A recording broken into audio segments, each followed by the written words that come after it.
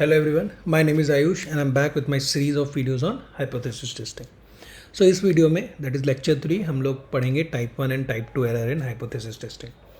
So first of all अगर कोई directly इस वीडियो पे आ गया है सो आई विल रिकमेंड कि यार you go and see other lectures also lecture 1 and 2 then you can come back on this video. ठीक है, तो चलो बिना टाइम वेस्ट किए स्टार्ट करते हैं.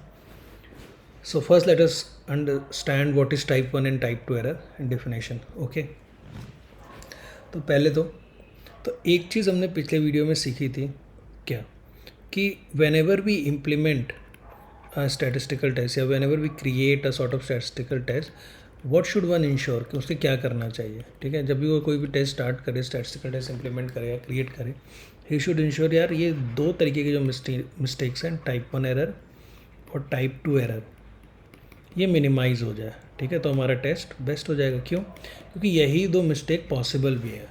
लेट अस अंडरस्टैंड कैसे. ठीक है, दो ही चीज़ हो सकती है रियल में, असली में, रियल में मतलब in real either H not is true, ठीक है, या फिर एच नॉट तुम्हारा फॉल्स है. यही हो सकता है दो चीज़. ठीक है, और हमने डिसीजन भी लिया होगा कुछ on the basis of our statistical test, कि हमने कहा होगा यार रिजेक्ट कर दो एच नॉट, या फिर कहा होगा एक्सेप्ट कर लो एच नॉट. ठीक है, तो अगर हम कह रहे हैं अगर हमने रिजेक्ट किया एच नॉट पर एच नॉट ट्रू था, तो ये किस श्रेणी में आता है? Type 1 error. ठीक है, एक ये गलती हो सकती है. दूसरी गलती क्या हो सकती है कि हमने एक्सेप्ट कर लिया एच नॉट बल्कि एच नॉट फॉल्स था, तो ये क्या हो गया? Type 2 error. तो दो ही तरह के एरर पॉसिबल है, इसलिए मैं कह रहा हूँ अगर ये दोनों एरर हम मिनिमाइज़ कर लें तो फिर हमारा स्टैटिस्टिकल टेस्ट अच्छा होगा. ठीक है, एक ग्राफ थोड़ा सा ध्यान रखना क्योंकि ये हेल्प करेगा तुम्हें समझने में and to learn the definition also. ठीक है, और ये पूछ भी लेते हैं यार कभी कभी, तो याद रखना है इंटरव्यू वगैरह में. ठीक है, नाउ लेट स्टार्ट. तो हमारा टाइप 1 एरर क्या हुआ, अगर इसको डिफाइन करना है, so it is probability of rejecting H not given H not is true. ठीक है, और इसको किससे रिप्रेजेंट करते हैं? हम अल्फ़ा से भी रिप्रेजेंट करते हैं. ठीक है, और टाइप 2 एरर क्या है? Probability of accepting H not given H not is false. तो ये हो गया तुम्हारा टाइप 2 एरर, और इसको रिप्रेजेंट करते हैं बीटा से. ठीक है, तो हम समझिए कैसे कैलकुलेट करना है हमें टाइप 1 एरर, टाइप 2 एरर. ठीक है, अगर हम ये कैलकुलेट कर लेंगे फिर इसको मिनिमाइज़ करके एक टेस्ट बना सकते हैं. ठीक है, अब देखते हैं क्या होगा अगर इसको हम मिनिमाइज़ करें या कैसे करेंगे. ठीक है, इससे पहले एक टर्म होता है power of the test. Power of the statistical test को कैसे डिफाइन किया? 1 माइनस बीटा, मतलब 1 minus probability of type 2 error. ठीक है, ये हो गया आपका पावर ऑफ द टेस्ट. ठीक है, now let us understand this with the help of graph, जो हमारा प्रीवियस एग्जाम्पल में अप्लीकेबल है. ठीक है, तो कंसिडर कि हमारा जो पॉपुलेशन है as we know is the height of 120 crore individuals. ठीक है, मिल गई. इसका मीन निकाला म्यू है, स्टैंडर्ड डिवीएशन निकाला हमने सिग्मा है. ठीक है, नल हाइपोथेसिस क्या है? म्यू इक्वल्स टू 5, और ऑल्टरनेट नहीं, नल हाइपोथेसिस क्या था हमारा? क्योंकि हम ऑल्टरनेट कह रहे हैं, हम कह रहे हैं कि हाइट ग्रेटर देन 5 होनी चाहिए पॉपुलर इंडियंस की. ठीक है, नहीं पर हाँ, तो फिर नल हाइपोथेसिस क्या हो जाएगा? इसका ऑपोजिट, तो mu less than equal to 5. ठीक है, और एक चीज़ हमेशा याद रखना कि अगर नल और ऑल्टरनेट हाइपोथेसिस को यू मिक्स इट, मतलब यू मेक अ सेट जिसमें सारे म्यू होंगे जो कि नल हाइपोथेसिस में आते हैं और जो सारे म्यू होंगे जो कि ऑल्टरनेट हाइपोथेसिस में आते हैं, तो all combination of mus are covered. जैसे इसमें तुम कौन कौन से म्यू लोगे नल हाइपोथेसिस में? जो कि 5 से कम है, तो 5 से जितने भी कम है सारे इसमें आ जाएंगे. और ऑल्टरनेट में कौन होगा? 5 से जो ज़्यादा है, तो इनको तुम कंबाइन करोगे तो सारे म्यू के कॉम्बिनेशन कवर हो जाएंगे. तो ये इंपॉर्टेंट प्रॉपर्टी होती है नल और अल्टरनेट हाइपोथेसिस लिखते समय, क्योंकि हम क्या दिमाग में लेके आते हैं कि हम कोई क्लेम लेके आते हैं. ठीक है, तो क्लेम हो जाता है हमारा ऑल्टरनेट हाइपोथेसिस, बाकी हम किस में डालते हैं? नल में. ठीक है, चलो ना स्टार्ट. अब हमने इसमें से एक सैंपल निकाला. कितने साइज़ का? हम कह रहे हैं हम भाई सैंपल निकाले जो हमने डिस्कस किया था 1000 लोगों का. ठीक है, तो ये हमारा सैंपल हो गया 1000 लोगों की हाइट, रैंडम सैम्पलिंग की बढ़िया से और 1000 लोगों की हाइट निकाल ली, ठीक है। उसके बाद हमने इसका एवरेज निकाला, ठीक है, जैसे कि हमने सीखा था, बढ़िया सा उसका एवरेज भी निकल गया, ओके, ठीक है। फिर हमने पिछले लेक्चर में पढ़ा था कि किसी ने मुझसे बोला था यार कि अगर हम CLT कि अगर हमारा सैम्पल साइज़ ग्रेटर देन 30 है और है इसमें क्योंकि हम तो 1000 ले रखे हैं, तो जो हमारी एवरेज हाइट का सैम्पलिंग डिस्ट्रीब्यूशन होगा, सैम्पलिंग डिस्ट्रीब्यूशन मतलब हमने पढ़ा था कि बार बार हम सैंपल निकाले, जैसे एक बार 1000 का निकाला फिर एवरेज हाइट निकाली, एक बार 1000 का निकाला फिर एवरेज हाइट निकाली, ऐसे कर करके उसका सैम्पलिंग डिस्ट्रीब्यूशन बनाया, उसका डिस्ट्रीब्यूशन बनाया उस टेस्ट स्टैटिस्टिक्स का, तो उसको बोलते हैं सैम्पलिंग डिस्ट्रीब्यूशन। तो हमने पिछले में पढ़ा था लेक्चर में सेंट्रल लिमिट थ्योरम के कारण ये जो होगा ये नॉर्मली डिस्ट्रीब्यूटेड होगा with mean mu and standard deviation sigma by √n, क्योंकि n हमारा ग्रेटर देन 30 है, ठीक है। अब एक चीज़ समझने की इम्पॉर्टेंट जो यहाँ पे ज़रूरत है, ये थोड़ा इम्पॉर्टेंट पार्ट है कि म्यू तो हमें पता नहीं है, क्यों? क्योंकि हमें पॉपुलेशन का मीन तो पता नहीं है कि यार ये 5 से कम है या इक्वल टू 5 है कि या 5 से ज़्यादा है, ठीक है, ये हमें पता नहीं है, 5 से ज़्यादा हो सकता है, 5 से कम भी हो सकता है। तो चलो एक अजम्पशन लेते हैं कि कंसिडर H0 इज़ ट्रू, क्यों? क्योंकि याद रखो टाइप 1 एरर की बात हम यहाँ कर रहे हैं अभी, और टाइप 1 एरर क्या होता है? Probability of rejecting H0 given H0 is true, ठीक है। और H0 इज़ ट्रू का क्या ही मतलब है? यही मतलब है ना कि म्यू तुम्हारा 5 होगा। तो इससे क्या होगा, अगर फिर हम इससे क्या होगा, हमें म्यू की वैल्यू पता चल जाएगी। तो म्यू की वैल्यू पता चलने का मतलब क्या है कि एवरेज हाइट का जो डिस्ट्रीब्यूशन है उसका हमें म्यू पता चल गया, ठीक है।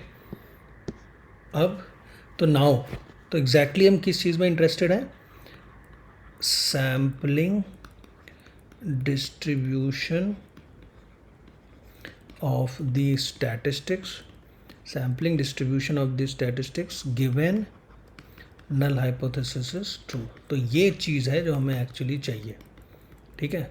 Sampling distribution of the statistics किससे मिल गया? हमें सेंट्रल लिमिट थ्योरम से मिल गया, गिवन H0 इज़ ट्रू से हमें एक दो पैरामीटर की वैल्यू मिल जाएगी, ठीक है। और कोई हमें फिर टेस्ट के पहले ये भी पता चल जाएगा सिग्मा क्या है, ठीक है, कोई ना कोई बताएगा, कुछ ना कुछ हमें पता चलेगा। ये हम एग्जैक्टली आगे भी पढ़ेंगे कि सिग्मा पता है नहीं पता है क्या करना है, पर अभी इमेजिन करते हैं कि पढ़ा है, पता है हमें, ठीक है। तो ओके, तो लेट्स ड्रॉ इट। तो ठीक है, हमने भाई ड्रॉ कर दिया, ठीक है। ये हो गई हमारी मीन, मान लो म्यू इक्वल्स टू 5, ये नॉर्मली डिस्ट्रीब्यूशन है, मतलब सिमेट्रिकल डिस्ट्रीब्यूटेड होगा, ठीक है। और नाउ कंसिडर कि ये 4.7 है, ये 5.3 है, ठीक है। और ये पूरा एरिया है कितना? 98%, ठीक है। और ये एरिया है 1% और ये एरिया है 1%। तो ये हमने क्या ड्रॉ किया है? Sampling distribution of the statistics से प्रोबेबिलिटी डिस्ट्रीब्यूशन फंक्शन हमने ड्रॉ कर लिया है, ठीक है। अब प्रोबेबिलिटी डिस्ट्रीब्यूशन फंक्शन ड्रॉ करने से बात का क्या मतलब है कि हम सॉर्ट ऑफ कह रहे हैं कि probability of average height of sample कि वो ग्रेटर देन इक्वल्स टू 4.7 होगी या लेस देन इक्वल टू 5.3 होगी, इसके बीच वैल्यू होने की प्रोबेबिलिटी क्या है? 0.98, ठीक है, 98%। और probability of average height of sample greater than equal to 5.3 होने की प्रोबेबिलिटी क्या है? 1%। और probability of average height of sample less than 4.7 to 4.7 होने की प्रोबेबिलिटी क्या है? 1%, ठीक है। अब मान लो तुमने सैम्पल लिंक की और तुमने दिखाला एवरेज हाइट और वो आ गई तुम्हारी 5.31, ठीक है।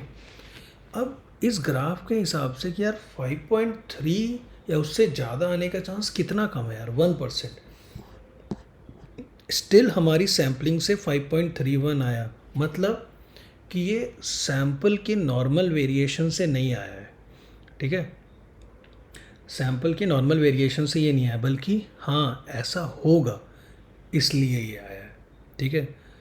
तो that's why we are able to say कि हाँ यार ऐसा ये सैंपल की समझना, ये सैंपल की गलती से नहीं आया। जो हमने पढ़ा था कि ये कैसे डिसाइड करेंगे कि सैंपल की गलती से है कि सही में ऐसा है, तो इससे पता चलता है कि हमने कहा कि भाई ये आने की तो प्रोबेबिलिटी इतनी कम है, मतलब यहाँ देखो probability of average height greater than equal to 5.3% सिर्फ 1% है, मतलब 0.01 है, और स्टिल हमारा आया सैंपल से एवरेज हाइट, मतलब ये सैंपल वेरिएशन से आने की चांसेस बहुत कम थे, स्टिल आया, मतलब ये ऐसा है। मतलब हमारे सैंपल, हमारा जो म्यू है, इससे हम क्या अप्रीहेंड करेंगे कि यस यार it is greater than equal to greater than 5, क्योंकि 5.31 आया जिसके आने की चांसेस बहुत कम थे। पर मान लो वहीं पे कुछ ऐसा आ जाता 5.1, मान लो ये 5.1 है और यही आ जाता, और इसका मान लो जो एरर है, ये जो एरिया है पूरा इतना, मान लो पूरा दिस इज़ अराउंड से 70%, ओके। तो ये तो 70% ही चांस था कि मतलब अब मतलब तुम्हारी हाइट सैंपल की 5.1 आती, तब तुम ऐसा नहीं कह पाते। क्यों? क्योंकि सिर्फ 5.1 और उससे कम आने की प्रोबेबिलिटी 70% थी, और तुम्हारा 5.1 आया, मतलब तुम्हारा 70% में आ गया, और उससे ज़्यादा आने की क्या थी 30%। तो मतलब 5.1 या उससे ज़्यादा है उसकी तुम्हारी प्रोबेबिलिटी थी, से 5.12 आया, तो मतलब उस 5.1 उससे ज़्यादा आने की प्रोबेबिलिटी क्या थी 30%, और तुम्हारा 30% ज़्यादा होता है, ठीक है, इन टर्म्स ऑफ मतलब टाइप 1 एरर जो हम अलाउ करते हैं। तो नॉर्मली अगर आपने देखा होगा जो alpha that is type 1 error हमारा,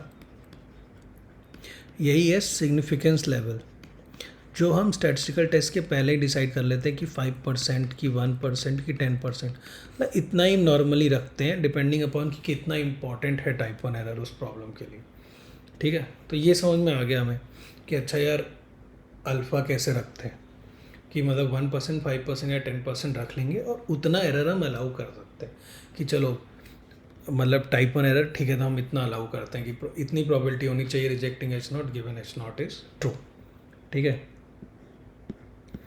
तो इट सिंपली सेज कि से अगर अल्फा हमने 1% रखा है, तो इट सिंपली सेज अगर समझना है तो there is 1% chance of rejecting H not given H not is true. क्यों? क्योंकि हमने पढ़ा है क्योंकि हाइट 5.3 और उससे ज़्यादा आने की कितनी थी 1% थी, और आई भी तो 1% चांस था कि ऐसा हो सकता है due to random variation of sample, वरना अगर ऐसा हुआ तो इट इज़ जस्ट बिकॉज क्योंकि सही में एवरेज हाइट 5.31 है, मतलब 5 से ग्रेटर है, ठीक है।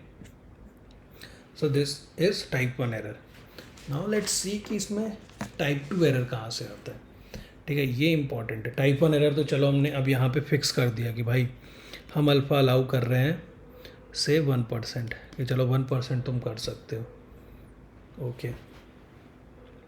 तो नाउ दिस इज नल, अगर नल हाइपोथेसिस ट्रू है, अगर नल हाइपोथेसिस ट्रू है, हमने ये 1% अल्फ़ा डिसाइड कर रखा है, ये 5.3 है हाइट, ये वाला सॉरी यहाँ लिखना चाहिए, 1 सेकेंड, ठीक है। तो यहाँ की जगह अपन कहाँ लिखेंगे, नीचे लिखेंगे, तो यहाँ हो गया 5.3, ठीक है। तो हमने कहा कि 1% ही हम टाइप 1 एरर अलाउ कर रहे हैं। अगर नल हाइपोथेसिस ट्रू है तो ऐसा ग्राफ हुआ, तुम्हारा यहाँ पे म्यू 5 है। अब जो इम्पोर्टेंट चीज़ है समझने की, कि मान लो null hypothesis is not true, वो सही नहीं है, क्योंकि टाइप 2 एरर हमने क्या पढ़ा था, probability of accepting null hypothesis given null hypothesis is not true. Example लेते हैं कि H1 not is not true, that is हमने क्या बोला है, तो मतलब हमारा म्यू क्या है, इट इज़ सॉर्ट ऑफ 4, ठीक है, तो मतलब 5 से हमारा कम है, ओके। अब हमने तो ऊपर देखो इस वाले ग्राफ में ऐसा अलाउ किया कि भाई 5.3 से ग्रेटर होगा तो ले लेना, नहीं तो मत लेना, ठीक है। अब हमारा जो ग्राफ है अगर आप देखोगे तो म्यू हमारा 4 है, तो ये समथिंग लाइक दिस होगा, ठीक है। और ये आपका, इसको ऐसे एक्सटेंड करो, ठीक है, दोनों ग्राफ को, ये हो गया 4 क्योंकि ये मीन है, ठीक है। और ये आपका हो गया 5.3, ठीक है। अब टाइप 2 एरर क्या है समझना, probability of accepting H not. हम एक्सेप्ट कब कर रहे हैं एच नॉट, अगर वो 5.3 से कम आ रहा है, मतलब ये पूरा एरिया हो गया पूरा टाइप 2 एरर, ठीक है। क्योंकि हमने 1% टाइप 1 एरर देने का मतलब क्या कि हम अगर 5.3 से ज़्यादा आएगा तभी हम कह रहे हैं कि भाई ये due to normal variation of sample नहीं है, पर असली में ऐसा है तभी ये हाइट आई है।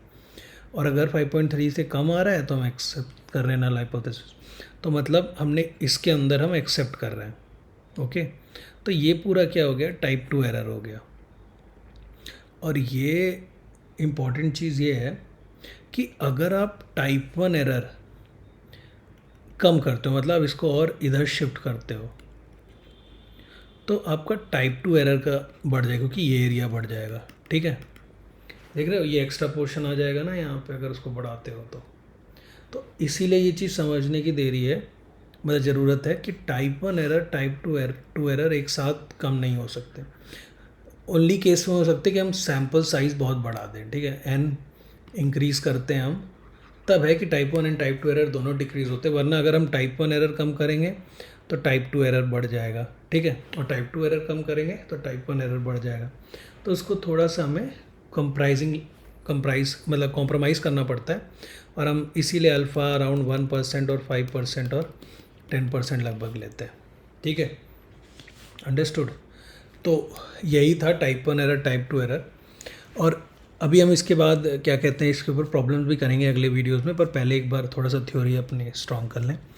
तो इस वीडियो में आपने देखा कि what is type 1 error, type 2 error, alpha, power of the test, significance level कैसे होता है, और किस तरह से हमने नोटिस किया इस ग्राफ से कि टाइप 1 एरर टाइप 2 एरर एक साथ कम नहीं हो सकते, मतलब ओनली केसेस कि अगर सैम्पल साइज़ बढ़ाएं तभी हो सकते हैं, वरना नहीं हो सकते, ठीक है। Okay, then thank you, please subscribe to my channel to watch more such videos, and please let me know in the comment box if you have any feedback, ठीक है, थैंक यू।